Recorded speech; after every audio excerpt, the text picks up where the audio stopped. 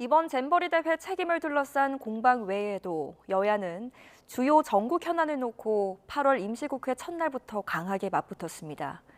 더불어민주당의 이른바 1특검 4국정조사 계획을 놓고 충돌한 건데 특히 순직 해병 관련 수사와 이동관 후보자 인사청문회가 뇌관입니다. 박기환 기자의 보도입니다. 민주당은 고 최상병 사건 수사에 대한 외압 의혹, 양평고속도로 특혜 의혹, 방송장악 논란 등 5개 사안을 정조준했습니다. 순직 해병 사건에 대해선 특별검사, 나머지는 국정조사를 추진하겠다는 방침을 명확히 했습니다. 정부의 5대 무책임에 대해서 4국조 1특검으로 강하게 책임을 묻고 확실하게 바로잡겠습니다.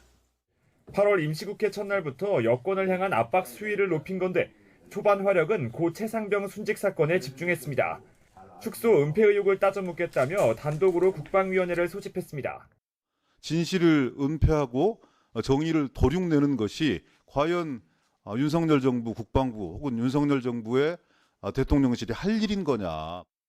하지만 이재명 대표의 사법 리스크를 물타기 하려고 합의도 안 된 회의를 밀어붙이려고 한다는 여당의 반발에 회의는 결국 파행됐습니다. 위원장이 간사와 협의해서 정하도록 되어 있습니다. 그러나 오늘 회의는 의사 일정에 대해 간사 간 협의가 이루어지지 않았다는 말씀을 먼저 드립니다.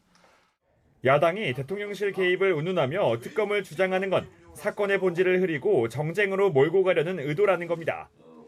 양측의 신경전은 오는 18일 인사청문회를 앞둔 이동관 방송통신위원장 후보자의 적격성 논란으로 번졌습니다. 국민의힘은 이 후보자가 비정상적 공영방송을 정상화할 수 있는 적임자라고 엄호한 반면 잘못된 행태를 지적하는 겁니다. 그것을 바로 잡자고 하는 것이 공영방송 정상화입니다. 언론 자유와 방종 구분 못하면 안 됩니다. 야당은 이 후보자가 자녀 학교 폭력과 방송 장악 등 여러 의혹에도 기본 자료조차 내지 않고 있다고 날을 세웠습니다. 국민의힘은 백현동 개발특혜 의혹 등 재점화된 이재명 대표의 사법 리스크를 덮기 위해 민주당이 대대적인 여론전에 나선 것으로 의심하고 있습니다. 그런 만큼 야당의 1특검 4국조 요구엔 부정적인 입장인데 여야 정쟁에 정작 민생 현안은 뒤로 밀릴 수 있다는 우려도 나오고 있습니다.